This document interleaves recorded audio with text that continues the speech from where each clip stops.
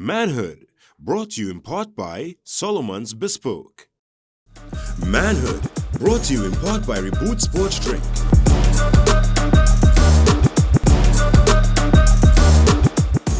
Welcome to another conversation here on Manhood. Really a pleasure to be here having a discussion, as always, on men's issues and issues that concern us all. Today's topic is, are we really that different? What do men really want? So I say it again, are we really that different? What do men really want? It's a conversation that we've had many a time in different formats, functions, areas. We really want to try and dig deep today. And remember, we are not speaking on behalf of all men. We are a few men speaking to all men. So I'm delighted to have to my right, Johanse Iodike, behavior change consultant, in his fancy, plaid kind of get up there. I like it. We'd have that discussion at another time in terms of men's dress, and the expression with regards to that. To his right, we have Shai Neumark, better known as Coco Boy. 369. 369. So we're really happy to have you here, all the way from Israel, and also with background the Czech Republic, Germany, Libya, Morocco. So really diverse. So he would really be able to give us some context into, are we really all that different? Coming from a real global perspective. And to his right, Niall McNish, Vibes God. So let's get straight into it, guys. We hear it all the time. Sometimes we ask ourselves, is a Caribbean man, a Trini man different to someone in Barbados? Is someone in the Caribbean different to someone outside the region? Are we different to Europe? Are we different in Africa? At the core, are we really that different? And then we want to go into, once we can have a better understanding of that, what do men really want? I'll start. I haven't traveled enough, I think, to say that I could say what all men want, or even if we all the same, but in the few places I've traveled, right? I would say fundamentally yes, right? Men are the core, we are the same, but when we are socialized differently. So I give one example. Let's just say men want food, right? Men like to eat food. That's all men like. It will depend on how you eat. If you're from a Muslim background, it would be different. If you're from a Christian background, a Hindu background, it would be different. But the thing is, men still really like food. As in Trinidad, I say, really like your belly. So I would say yes. I started my premise. Yes, all men are fundamentally the same, but different religion, different races, different countries. I'll start with that. So as we talk about cultures and backgrounds, etc., which will determine maybe your outlook on certain things, at the core, there are certain things that I would say that make us the same. And we're not talking about the anatomy, the biological makeup. And I've heard that before. They say a way to a man's heart is through his belly, it's through his stomach. But again, I sit here in the chair and think to myself, but I know many women. I met one woman just the other day who, very petite, who eats 13 doubles. Yeah. Another one who eats 2 rotis. I have some cousins of mine, Terry, who could really put away a meal. So is that really a male thing? It isn't. I was about to say that's a human thing. Yeah. A way to any human's heart is through the stomach. The first thing women want to do is they want to eat.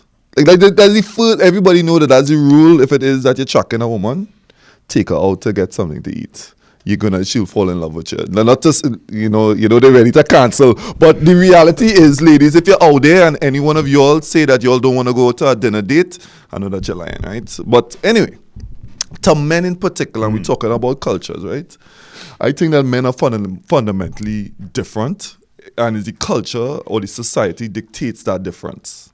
You understand? So if you're going on the actual I wouldn't even say men want sex. Some men just not interested in it, not so thirsty all the time, right? So what is the fundamental similarity between all men of all cultures? I would go with wanting to be respected and loved.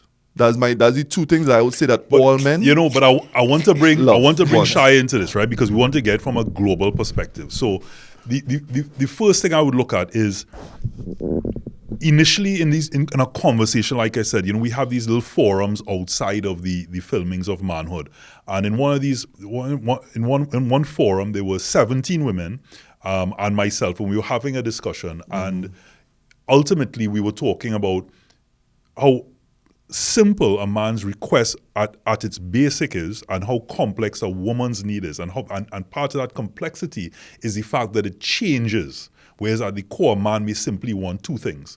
And it's outside of to be loved and to be enough, because that's fundamentally what all humans want. Fine. Again. Yeah. Right?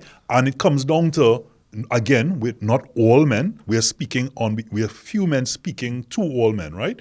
But in terms of, in our research, those two things would be, at its core, sex and food, right? Because even in an argument or a relationship, and we put it in the context of a relationship, if you give a man sex, right, in that relationship, his emotional state is going to change to be happier, right? And a woman is waiting on that emotional state to be happy to give sex. And it's always that dynamic. Say that again. So in a relationship, right? And this is just in the research that has been done in my field. Gotcha. In terms of, the podcasts and so on that we would look at, in terms of when it comes to the topic that we're looking into. If you're in a relationship and two people are at a standoff, right? The man might be upset because he's not getting sex. Gotcha. And the woman needs to be in an emotional state to be able to give of herself and to give sex, right? So it's that dynamic, that catch-22. So it comes down to that the woman needs to be in a mentally a good place to give of herself, and the man wants sex to be able to be in that place. So at the core, what we're coming back to is men want sex, right? To be happy and to give, happy wife, happy life. They say, well, give our man some sex, happy job. And so I'm saying that to say that when we talk about this being Caribbean men or Trini men or red man and all of these different terms that you hear on a constant basis, Shai, having traveled the world, having done all these YouTube and podcasts and things like that, are we really that different in our thinking? Yeah, 100%. And I can tell you that for example, my first Caribbean country was Jamaica.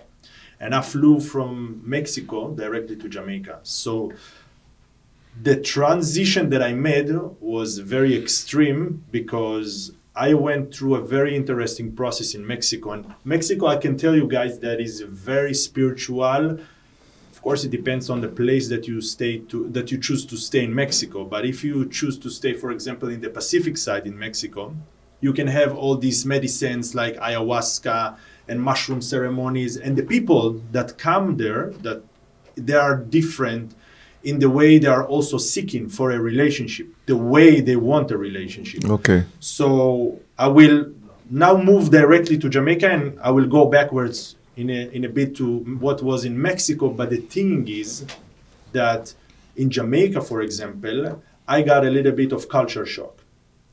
Because for me, the women in Jamaica, and I see it less here, but in Jamaica, it's something that is very out there on the spotlight. Very masculine energy.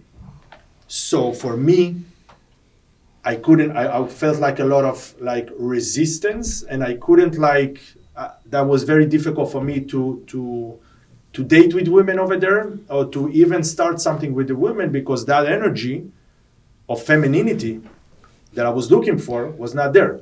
And I believe that it was created by men that approach in a certain way to a woman over there, or in general, the relationships between women that cause the women to be in their masculine energy. It's a very protective energy, and it's a very, energy that first of all, for Jamaican men, that works fantastic. But when I tried to investigate and understand where it comes from, I saw how they approach them in the streets. So they come and they say, "You have a nice pom-pom."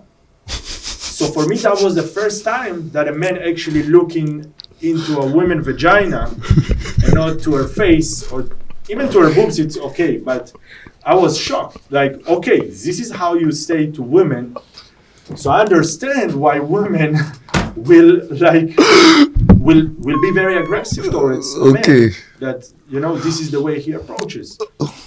So if I go backwards to Mexico, in Mexico, actually, I had a little bit of drop with the YouTube, but I had a very big process over there. I experienced tantric massage, and I was in a place called Mazunte. It's like a small village, 5 minutes. You go all the village, and a lot of interesting spiritual people are coming there. And tantric massage is basically a woman that I was fully naked in that massage. She plays with your sexual energy. You don't reach ejaculation, but... It's edging. Sorry? Edging. No. Oh, continue. Okay. Sorry. It's just not. Nile It's being not yeah, edging. Nile is not. It's not that, right? It's not happy hour. It's not exactly. It's not that. It's not that. No. It's very. It's about control. Okay. It's sensual. Tantric is like what Sting practices. You know, it's that control of delay. Let's say that the most powerful energy that you have in your body, it's the sexual energy that you have. Creative energy. Okay. Now, it depends what you do with it, because it can be very manipulative. It can control you. Mm-hmm. But if you know how to control this energy, you can manifest. You can do a lot of things, because it's an energy of creation. You create with that energy. So I was at a time when that was overwhelming for me, that energy. I felt that it controls me. It controls me in a way that it was like too much already. And after the tantric massage, it's basically 1 hour to 2 hours, I felt that I fully in control of it. Like, it's not conducting me anymore. And suddenly also the interaction with women was very... If I wanted to have something with women, even sexually, I would talk to her before we even kiss. And I can tell her that I want to have sex with her. And what do you think about it? And then she tells me, yes, I would love to have it. And then we go to the room like that, without even foreplay or me courting after her. That could happen in 5 minutes, 10 minutes, just to understand a different way of approaching to women. And a woman that is in her femininity can feel very safe with me when I'm in my masculinity, because I control 100% in that energy. And then we have an amazing open communication, and also the sex can be very good because we don't leave anything to doubt. We just talk about what we like and what our desires. So then I come to, from here I go back to Jamaica, boom, electric, like culture shock that I get. Gotcha. So what about if you take it? I mean, your experience in probably in an African country or Middle East country, especially in the Middle East, where women have to be very submissive, right? And you still see by men maybe still in an aggressive type nature. How is that then different? Because if you're saying in Jamaica, in your experience, the masculine energy comes as a result of the approach of the men. But if you're saying in the Middle East, where they may be also in some form, or at least perception, aggressive in some nature or approach or attitude towards a woman, the woman is not in a masculine energy at that point. So it depends, like, because Israel is mostly like Israelis, Jew. I'm not, by the way, religion. I'm not religious. I'm spiritual. I don't practice Judaism in any way. But if you take like Israel, so you have the Arab communities, for example, because all the Arab countries around Israel are Muslim, like majority Muslim. And over there, for sure, women don't have right to say, and this is like conducting in a very primitive way, like, I don't know, like women cannot even speak sometimes, don't have the freedom of speech. But if we talk about Israel, Israel is very progressive. So in Israel, a lot of people are now become really high spiritually evolved. So you have a lot of retreats, and psychedelics are also part of this process of people are very involved with psychedelics. If it's mushrooms, ayahuasca, all these ceremonies that people start to release ego and like really connected to themselves. But if you take like Arab communities, some small, like they are very radical in their religion. So there you will find what you're talking about, the machoistic man that basically leads. And if you go to those places like, I don't know, Rafah, Gaza, over there, it's exactly like in those places, like, for example, behind the border, like Jordan, that can be in some places. I believe that Lebanon, by the way, is very progressive. And Iran is also very progressive.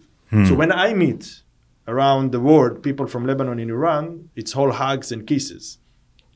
On the news, it seems like we are very big rival and enemies. But so it depends on which parts. If I would take it to Trinidad, I can tell you that in Trinidad, it's a little bit different from Jamaica. Jamaica is more aggressive in the way that they approach. Here, I found men to be much more gentle and much more inviting. Of course, it depends on what parts. But for example, if I take you as an example, I also saw today in the street a man like hitting on a woman exactly like in Jamaica. So it depends. Well, the way that according to quotes unquote will hit on women will be a bit different because it's all tongue in cheek. You know, it's like it's all part of So just the then way we are. all men are the same. Exactly.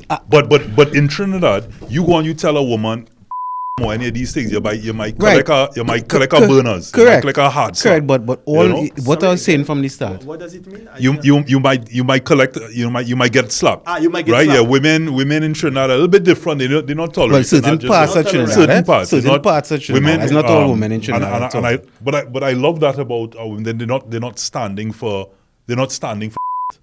Well, okay. What I started by saying is all men fundamentally same, but they have different upbringing, different culture, different practices. And then what you saying proved the point, because even after the tantric massage, you said you could go up to a woman and speak to her and in 5 minutes, right? So that is one methodology, but the core was, hey, I want sex. The Jamaican man go up and say, hey, I find you nice. You want sex. A Trinidad man might come and say, well, baby, thing, and give you some nice gentle lyrics. You want sex. So then it's the same fundamental thing. All men, what I was saying in my point, all men are fundamentally the same, but just different approaches based on culture, based on religion, based on race, based on etc., etc. And with that, we go into our break.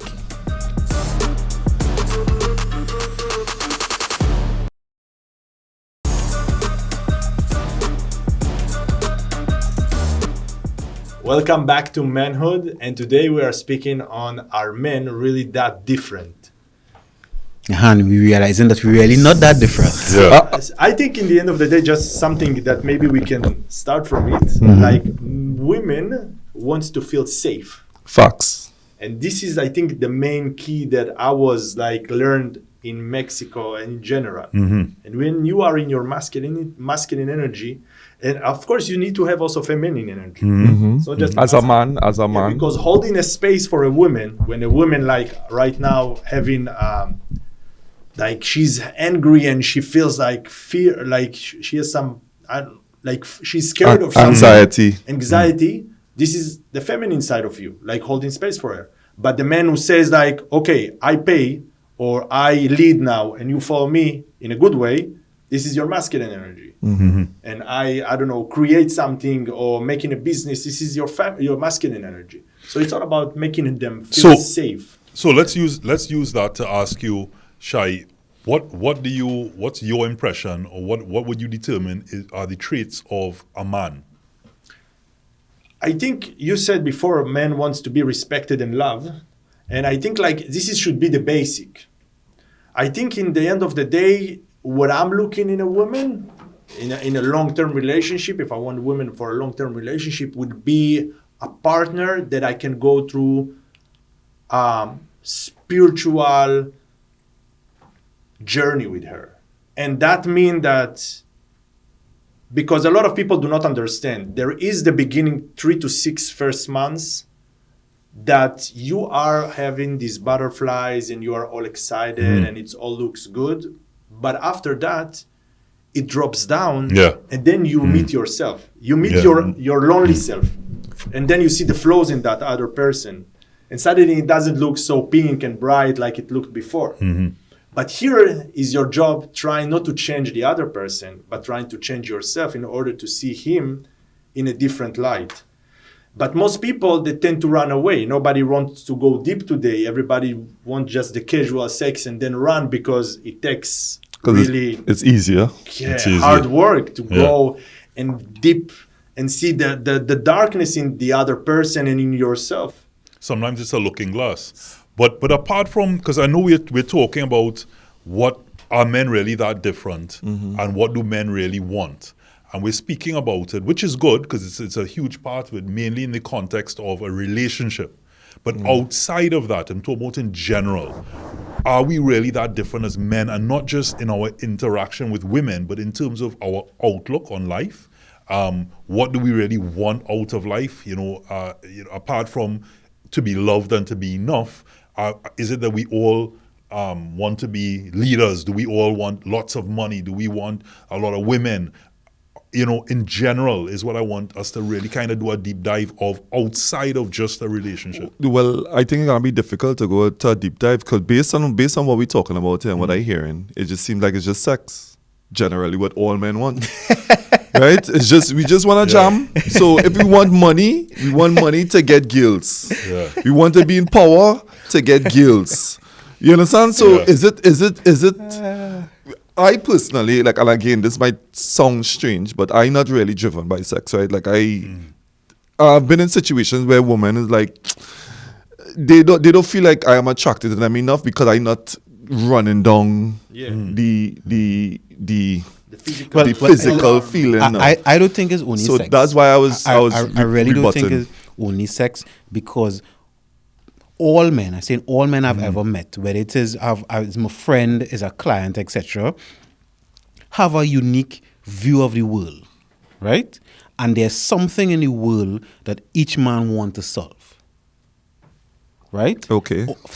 Solve maybe a little stretch, but solve or discover purpose. Okay, I like that. Right? Okay. So I'll give examples. Like for me, human behavior fascinates me. Right? So forget sex, forget women. If I was alone, I just love to sit and watch people and then maybe even ask them like, why you did this, why you did that, and go to different countries and see different behaviors and ask about it. So that's me. No, is that because is that the psychologist or the therapist in you that is giving you that curiosity or that desire to do that, or is it in general where we call people just being macocious? No, I would say is my purpose because someone else, and this is what I've noticed being around men, every man views the world based on their purpose, based on their vision. So I'll give an example. Me and a brethren of mine, we were jogging, and I was looking, when each person we saw, I was like, okay, this person, looking a little down, this person happy, this person depressed, this couple looking good. But he was a massage therapist, and he was saying, okay, this person need a line in, this person has an injury, I could help this person. And I've done this with an artist. They didn't see people, they saw scenery, they saw colors, they saw etc. So I think each man has that in them, that unique view of the world based on their purpose and want to solve something. So I saw the people I could help psychologically. He saw the people he could help physiologically. The other person saw all the space that they could either improve or create aesthetically. What you all think of that? That's pretty cool. That's actually very insightful. I ain't gonna lie. That's real insightful.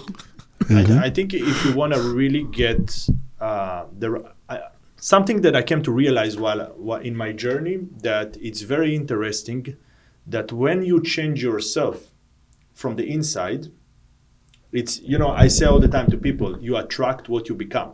Right. Or what you are. So it's very interesting because when I pay attention that the people that I draw or the women that I draw to my life, in a very fast way, it was like maybe it could be the next day. I feel like I did some work on myself, and I changed something or how I react to something. The next day, I already has that friend or that woman that is exactly what I become. So I said, man, the universe works in a very fast way when you change yourself from the inside. So this is the thing, is when your focus is not try to change anything from the outside and just from the inside, It brings to you what you're looking man, for. the speed that it's come to your life, it's like It's instant, but it's more like when you do that work, I believe that you actually you take off blinders. You actually they were always there, you know. Those type of the women or the interactions were there always. However, you weren't open to the opportunities because internally you did not. You was not tapped in. So, and the minute you start to do that shadow work and you start to ask yourself the difficult questions about why it is I do this or why it is I feel the way that I feel because of these interactions that I have in, and you start to really dive deep into yourself. Am I being over masculine? Am I putting on a mask just to impress my friends or my other gentlemen around me? The minute that you do that, the veil is lifted and you start to see other spaces and opportunities for different people and a different world and it works it's instant the minute you change and is actually an ex-girlfriend of mine who always used to drill home this to me. She said, if you ever want something that you never had, you have to be someone that you never was. I like it. And I was like, so, Leah, wherever you are, thank you for that. That message stayed with me forever. And I appreciate you for that, you know. And so, you know, a lot of insightful stories and comments coming out of this particular part of manhood. And I really want to, because I don't want us to end without having an understanding.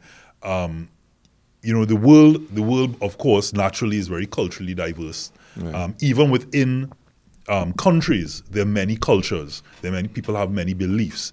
I would like us to have a really discussion on what are some of our thoughts on the correlation between those cultures and what if anything makes us that different or really and truly at the core the same. Because the difference might be how you may view a woman if it's in a relationship, how you may view life based on religion or your culture and what you feel is necessary.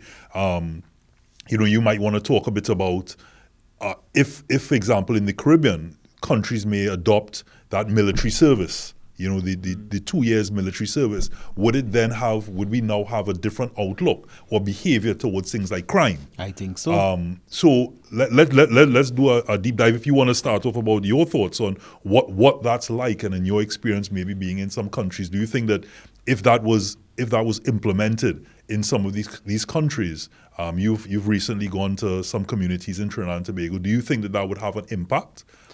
Being in the army, you mean? Being in the army. Being in the army. I think like army has a lot of pros and a lot of cons, and a lot of pros, but I think that in the end of the day, as I look at the world today, I don't think we need army anymore in the world. I really think that the world need to move to the next stage of peace between countries, and you know that unfortunately all these industries, weapon industries, that feeds these wars because they need to really continue those wars.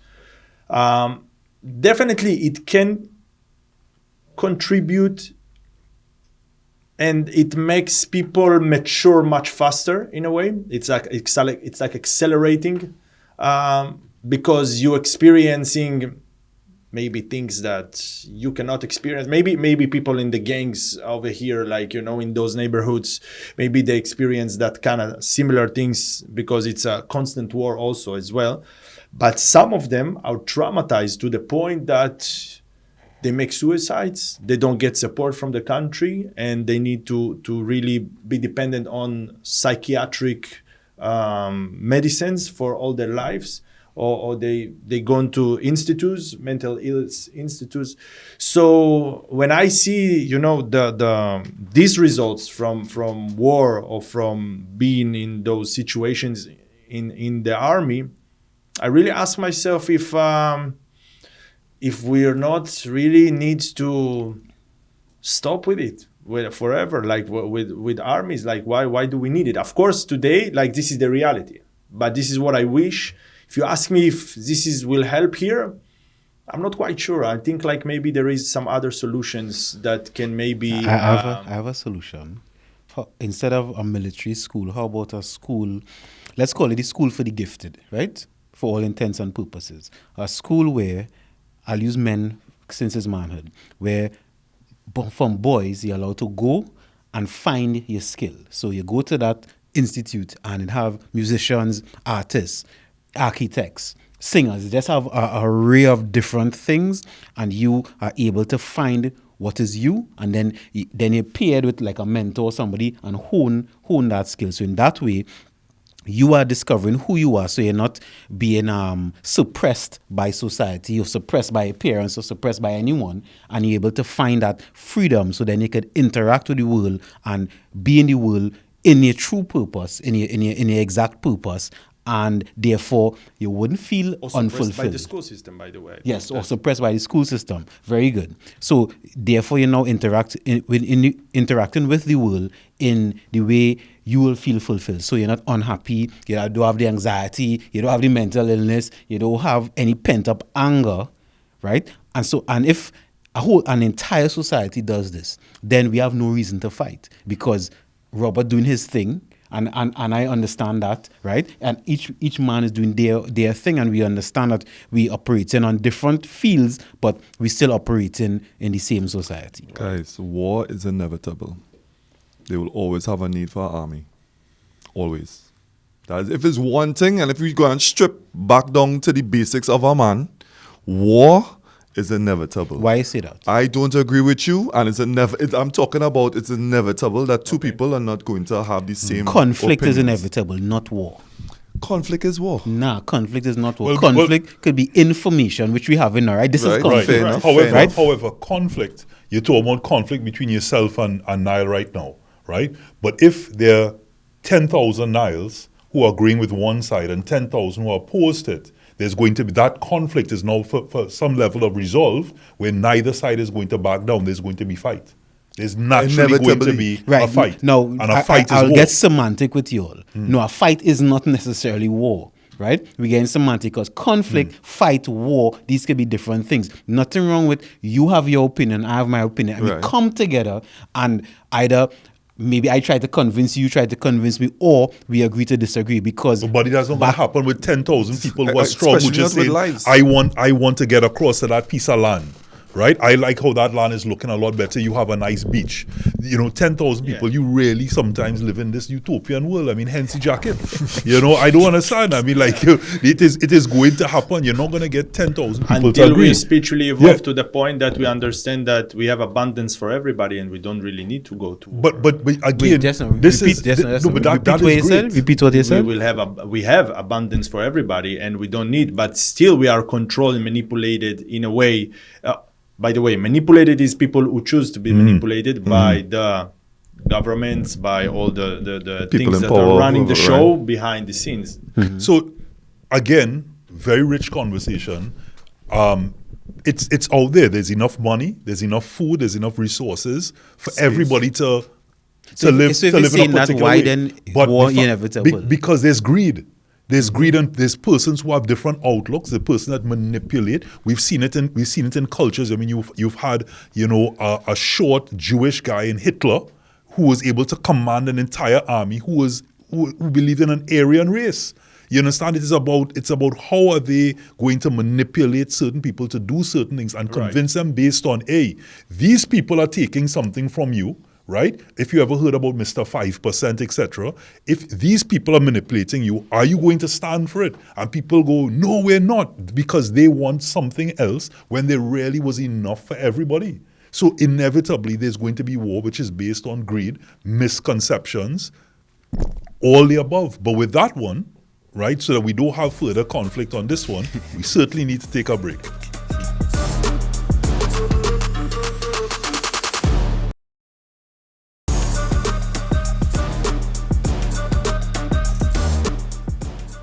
Welcome back to Manhood.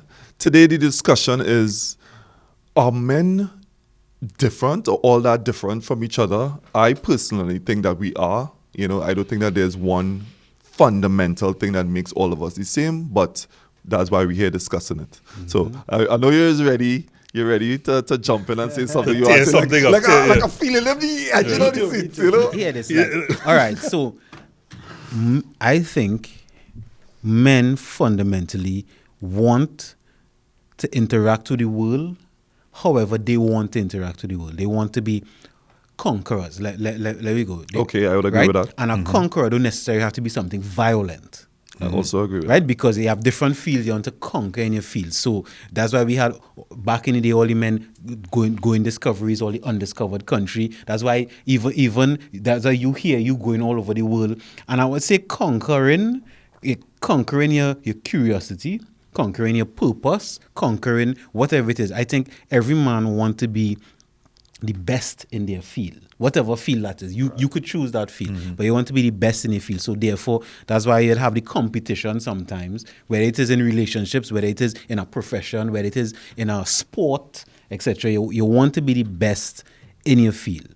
But a lot of times, men, and that's why I was laughing before, we hide and we mask the masculinity, that beast now, that man in here, right? And I using this, it may seem aggressive, but an artist have that in him also. A musician have that in them also. A fighter have that in them also. But it's just that thing inside they just want to release. You just want to unleash that. And I think if we was to say a similarity in every man, I think every man have that thing in them. That's je ne sais quoi. So it's more like it's very simple, similar to a conversation that we've had on a previous episode of Manhood, where we spoke about aggressiveness. We didn't talk about the big elephant in the room. I'm sorry. All right, okay. You calling me an elephant? Is that what's up? The big elephant in the room is the alcohol, guys.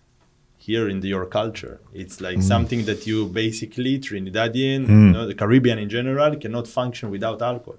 Wow. That creates aggressiveness. That creates a lot of ego. That's a very low frequency drug. Because they're afraid to unleash that thing I'm talking about. Because if you're from a society that suppress it, if you're from a religion that suppress it, if you're from a family that suppress it, alcohol, and I could tell you because I facilitated a few AA groups here in Trinidad, right? Most of the men, I just want to be myself, but I can't be myself, so I escape in the bottle. Now, of course, alcohol also is... women. Yes. Women here? Yes. Man, I dated a woman that could not even communicate with me in a normal way without having like three. Well, let's also qualify it in the sense that I take your point, Johanse, but it's Trinidad and Tobago is very social. We have very social culture. Right. So one of the immediate things when you go to these environments is not where you're eating, it's where you're drinking. Right? That's a very social way that we operate and to bring people together. It's where a lot of business happens, a lot of friendships are made. I see it even more so now. When I was growing up, there was a lot of dancing, and now the dancing is, I'll get into that. Okay. The dancing is a bit different. It's more of a whining culture and so on. Now nobody really does any sort of, salsa and slow dancing and thing again. And it's really about that having a drink. But we all know it's no rocket science that when you're inebriated, right, you're braver. You're braver. Things More happen. confident.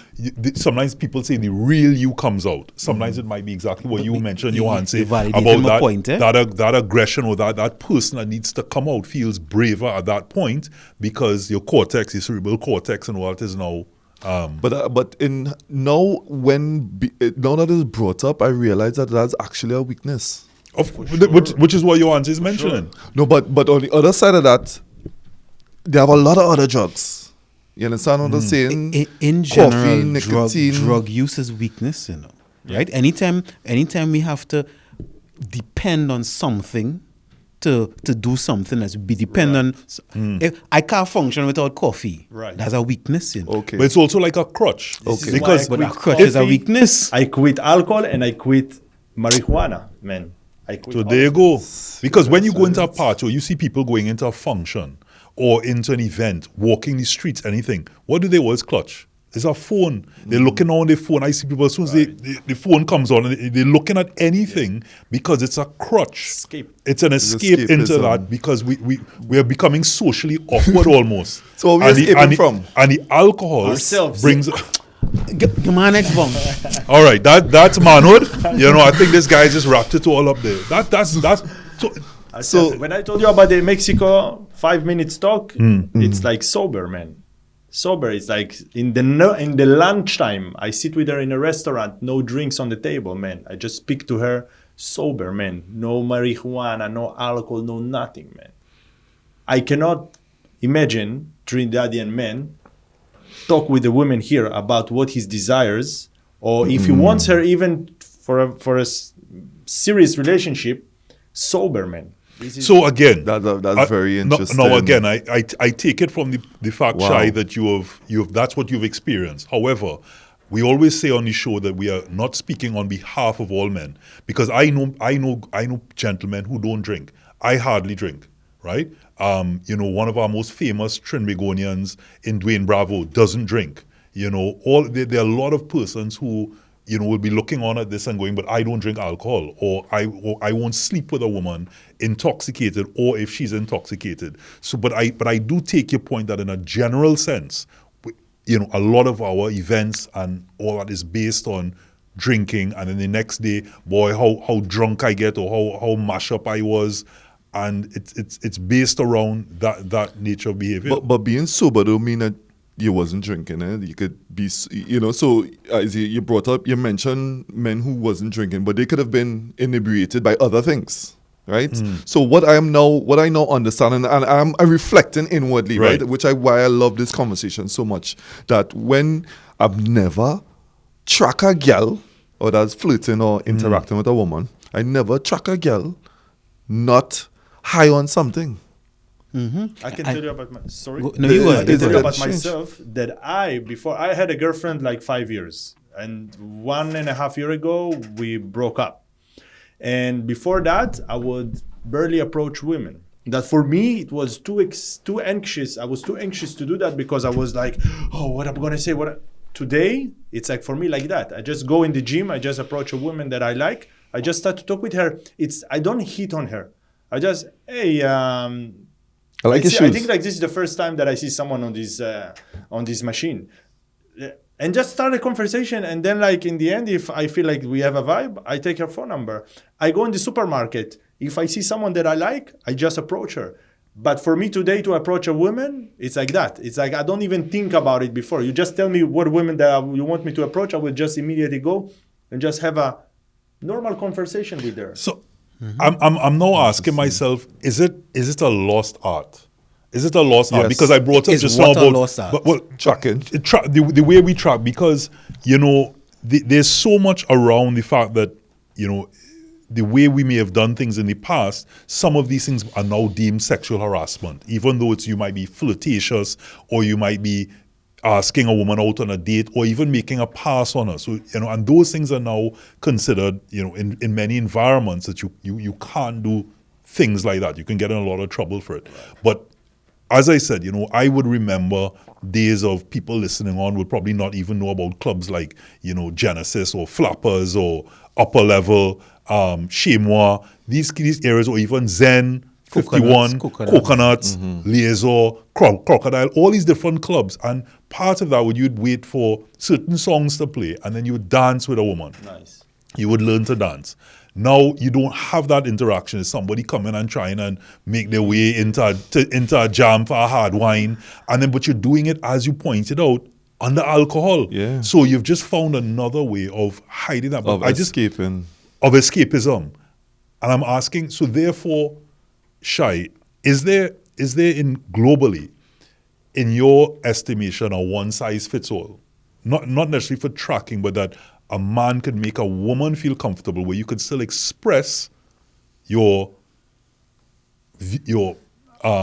thoughts or your desires or your attraction to her, that they can feel comfortable and not feel like you're sleazy or what's going on with this creep. I can tell you there. Okay, so is it respect? I think like I can split it to two. Okay, because you can definitely can make all women feel safe if you are adapt really fast in your way of how you socialize with people. if you have this skill, and by the way, it's not like you born with that skill. You can develop that skill with the years, just feeling comfortable around women. As more as you speak with women and you do it more and more and more, it's like become your second nature. Right. This is one thing. The second thing that I think is, I feel like in different countries, women are very affected by the culture, and you will feel that, for example, if you go to Africa, to certain places, the only thing that they looking for, it's money, for example. Only money. Like you basically can be like 70 years old, but you have money. So, and she's 20 years old, you will see that combinations. Like in, for example, I saw it very clearly in Kenya, in Mombasa, for example. Now, is that a very general statement? Or is that something based on, in your travels, that speaking with, maybe a lot of the locals, that is an understood thing? Like drinking is a part of our culture in Trinidad and Tobago, right? But is that would that to people listening on think, oh, that's very general. I am from Kenya, or someone else is from one of those countries going, that's not accurate. How would you? So just a second, you want to understand if like alcohol is something that... No, like in terms of your statement just now about people in Kenya and these countries, the women really are looking for money. Yeah. Is that something that you can say is pretty much... Even me going on the street in Kenya, for example, there is a name for me as a white person called Muzungu. It's in Swahili, like a white man. I'm considered to be with a lot of money. It doesn't really matter where I'm from or what is my bank account situation right now, balance. It's like I'm Muzungu and I have a lot of money, so I can pay also more. And this is how I perceived in that society. So it depends, like, and it's like also was in Tanzania when I was there, and it was less in Rwanda, for example, because Rwanda, it's pretty progressive compared to the others, for example, or Uganda, that is also like the Kenya, Tanzania. So in my perception, as I see it, for me, it was very difficult to find a woman that I would like, or I can have a long-term relationship in those countries. For example, Tanzania, Kenya, Uganda, because we don't speak the same language. I can make her feel safe, but I would not want to have something. It will be very difficult because she didn't do the shadow work, the inner work, because it's not there yet. It's not there over here as well yet. But if you go, like I said, to Mexico, to those places, in Israel, in a lot of places, people are doing this inner work, and then I can find someone that I can have with her that really good interaction and really good, like it will be Connection. a very good pin. Connection. So for those who haven't done the work yet, right, and for those who are doing the work, there still must be that point that both areas meet. Whatever shift you take, whatever part of the spectrum you're on, whatever paradigm shift has taken place, they must come to that point. There is a meeting point at some place. We're not running, men, the ones who are doing the work and the ones who haven't done the work as yet are not running parallel, right? There must be that area, that source, that starting point. So, we're coming to a close on this particular manhood. Can we really do a deep dive in our closing thoughts and our address that what if anything our beliefs on, are we really that different at the core, and what do men want? I want a partner, really a partner that can go on a journey with me, and I said it also before. Respect, it's a must. To be loved, I think like it's about, first of all, loving yourself, and then you can also feel the love from the inside. But love, it's not about the butterflies, as I said. Love is about the shadow working. Love is about the darkness, and through that you get the light. Happiness should not be the purpose, but a byproduct of the hard work. So this is, I think, like in the end of the day. So as we come to a close, it's almost as if we're saying, are men that different? And we're looking at, are men really that different in parts of the world? But the question I'm now going to ask is, are men really that different in what we want than what women want? And by Because the way, women also want to be Everything. loved. They want to be enough. It seems that in our conversation, women want the same things as men, and men seemingly want the same things. It's just a matter of are we communicating effectively? I will just summarize I mean, it. What I wanted 10 years ago, it's not what I want now. So this is like, and definitely I didn't want those things that I'm telling you right now. I wanted like more simple, like more like I want to be attracted to her. I want to have like a simple conversation, feel comfortable around her, and that's it. And But outside of that, Shai, outside of a relationship in general, what do you think men want? Like if you had to summarize it, what do men want? And do you believe that we're different wherever you come from? Based on culture, based on religion, based on geographical location. Yeah. And you could tell it at this camera here. In the end of the day, yeah, I think like we are different in our journey, where we are in our, sorry, it's like all the time I hit it, in our journey. And in the end, we want to feel like we have a good friend that we can tell him everything that we want, and he will come and tell us everything that we want. I want a really good communication, because the communication is the base to everything. And if you don't have that in the highest level that you can have it, it should be like very transparent, and what you like and what you don't like, and everything should be there.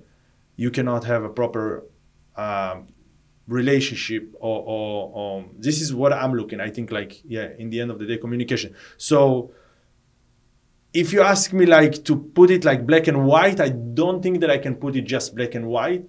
I think like, as I said before, it depends where you are in your journey. So I'm going to put it in black and white. And again, this is a perception.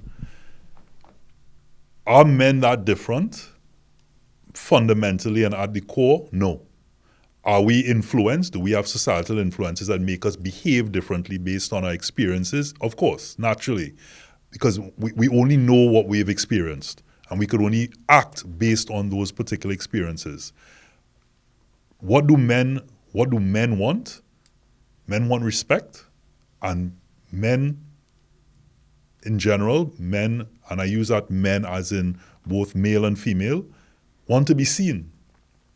And being seen is all part of that respect, to know that you are enough and that you have fulfilled that purpose.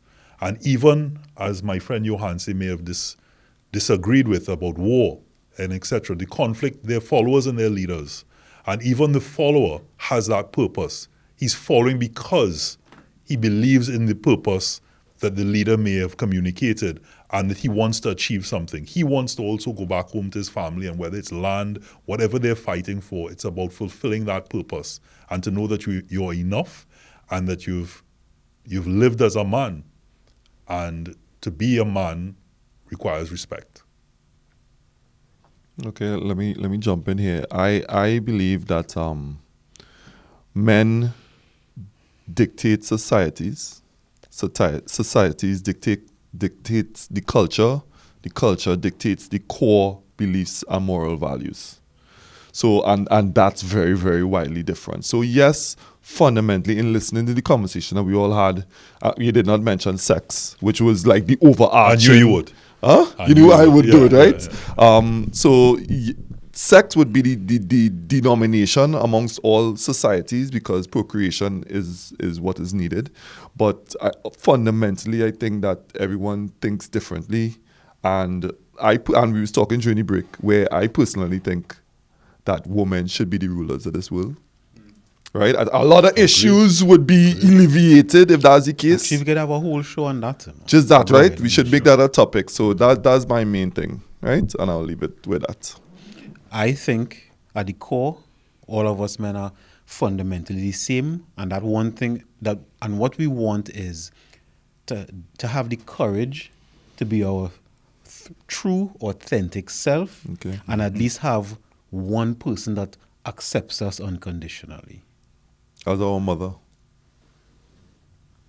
This is manhood. But as Shai pointed out, he wants a partner. Right.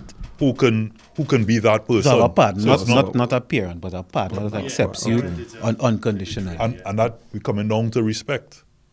We're coming down to respect for that. But I do agree with you that the topic you brought up there, because men are becoming, more and more men are becoming activists and feminists for, lobbying for women, because I take your point. Men are probably going to rip our heads off for this, but that's a whole other topic. Wait till the topic. Yeah, I will probably rip your head off. Yeah, where I think you're going. But anyway, that's the next topic.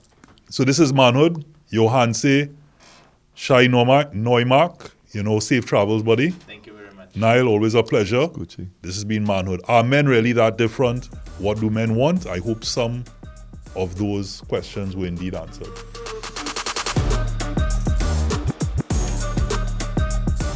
Manhood, brought to you in part by Reboot Sports Drink.